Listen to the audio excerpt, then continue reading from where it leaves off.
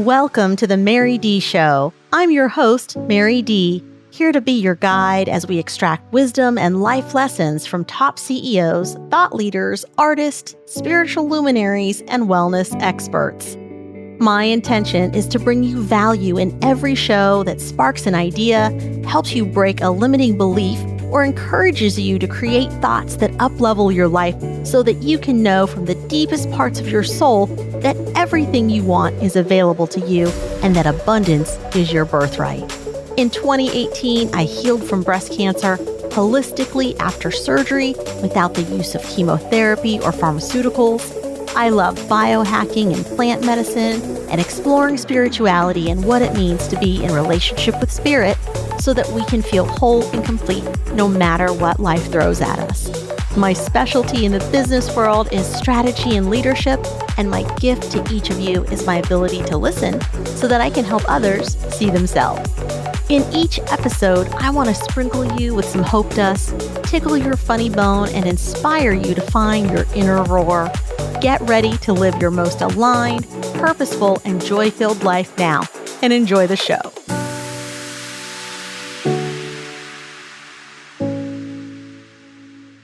All right, so let's dive in. Amber, tell me, you do work in the spiritual space, and talk to me about what is an actual light worker. Ooh. I see that term, and I see light worker, seeker, healer, star seed.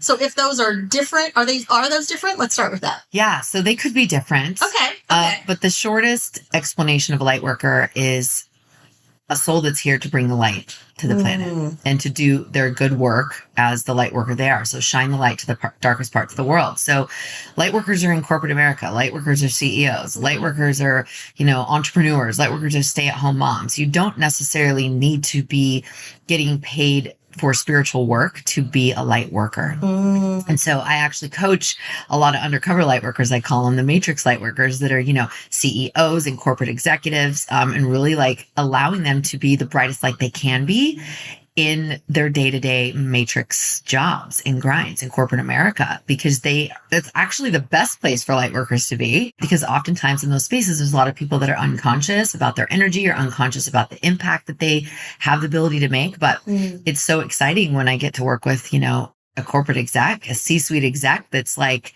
really making a massive difference in their companies, creating so much joy. I had a friend work at a Fortune 500 company, and she was the front desk girl that was taking care of people who were bringing in, the majority of GE Capital. I'm not going to say her name, but she was bringing so much light and awareness into that office, of people who are just like grinding so hard and making major decisions for the world. But she was a bit of the glue. And it was pretty exciting to see the ripple effect that she could have by being in alignment and bringing that joy to the workplace and all the things. I love that. Yeah. So a starseed, those are the ones that are more connected to like the galactics. I don't communicate with the galactics too much in terms of like, I'm more of the earth spirits. I more work with like the ancestors and more with the angelic realm versus the galactic realm. But the star seeds are very much not really from this planet. Okay. They've had more lifetimes in other planets, on other galaxies. So this lifetime's a little more harder for them.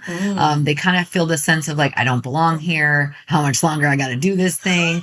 They kind of have their own, and you can kind of tell by looking at them that they're not from this planet. It's their first earthling experience, or, a handful. I would say healers are those individuals who, going way back into Jesus being a healer. This is going to be many nurses. Most of the nurses that come and work with me, they get into nursing because they want to help people. They want to heal people, but they get burnt up and spit out in that industry because they're so overworked. They're so underpaid, underappreciated. I could go down the list. And so grateful for those frontline workers. And I have so many students and clients that end up making that pivot out of the matrix way of being a healer as a doctor or a nurse and moving into more of the holistic side of things. A lot of those also were like doulas, midwives, women that since the beginning of time, we've been delivering babies and not necessarily in the medical field, not knocking anyone doing that, but we can do that on our own way. So, healers, medicine women, the women that use the herbs, or they'll be the doulas and help the women birth and pre-birth and post-birth. And so Healers, seekers. Seekers are really those who know they're here for more. They know that there's more out there. But they don't quite know what that is. So they're really in the space of reading a lot or podcasting a lot, really diving into spirituality. They're getting into astrology or human design, or so they're seeking this truth, right? Whether that be being called to Egypt or diving into Celtic magic or really going back into their roots in Africa or their ancestral line and seeking more knowledge and information of things that they kind of know in their heart, but they're kind of trying to bridge that gap. And I help people kind of build the bridge from where they are to where they want to be and connect them in more partnership with the divine so that whatever they do, whether it's being a stay-at-home mom or an entrepreneur or a dog walker, that they're really feeling fulfilled and making sure that they're bringing their light and their mission in their own unique way. Beautiful. There's a quote on your website, and it says, "I transformed my pain into my purpose and my mess into my message, and you can too." When did this happen for you? And how did it happen for you? Wow. How much time we got? No.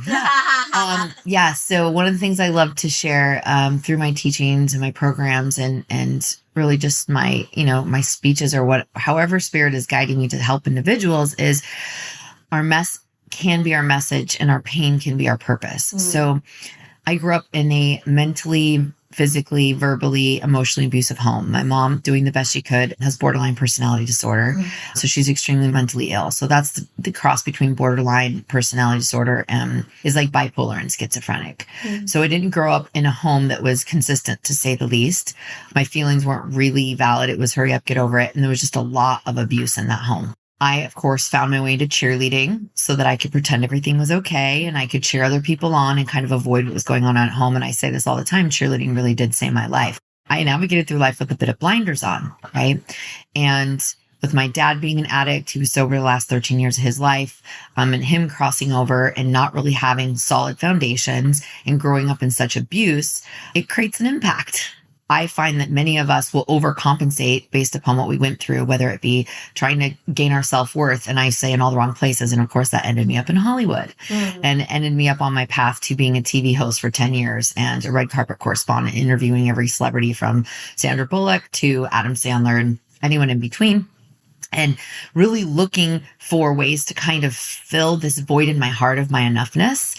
And no matter what celebrity I interviewed or what jet I was flying on with my friend that was a billionaire, it never had me feel like it was enough, right? There was this void, right? And I had every job under the sun, from being a nanny to being a reality star and being a nanny on television to, throwing EDM festivals, to working in the agency space, to working at William Morris and working at CBS television.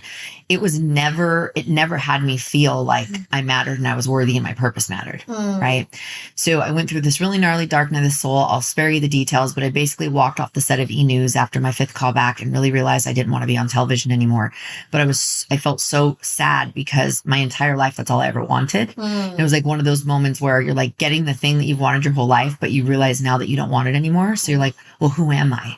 So around that time, I was going through a really traumatic breakup with a man I was madly in love with, my greatest heartbreak to date, and found out he was a sex addict and he was having sex with strangers. And so my relationship was dead. Therefore, it activated my dad's death that I didn't process, that I just put on a shelf. So my dad was dead, my biggest cheerleader. My relationship was dead. My dream was dead. And I literally found myself suicidal. And that night I almost went and killed myself and drank an entire bottle of NyQuil PM. And I ended up going on a hike with a friend who was in an emotional intelligence training that actually enrolled me into it over margaritas on Sunset Boulevard at 11 a.m. on a Tuesday. Wow. Because that's what I did back then to suppress my pain. I was like, when is it? She's like, tomorrow. And I'm like, she goes, you got anything to do? And I had just wrapped my show on TV, so I did it. And I was like, oh. So case in point, that moment changed my life. And I took this training that gave me the tools and the processes to really dive deep into all this pain. Thank you for joining us on today's show. I hope that today's session inspires you to live an aligned life where you get to take complete ownership of your feelings and decisions to live in your truth. You can connect with me more at www.maryd.com. You can also catch us on YouTube at The Mary Dee Show. Head on over to Instagram and Facebook and type in @VMaryD and just look for the little blue check to ensure you're on my official page.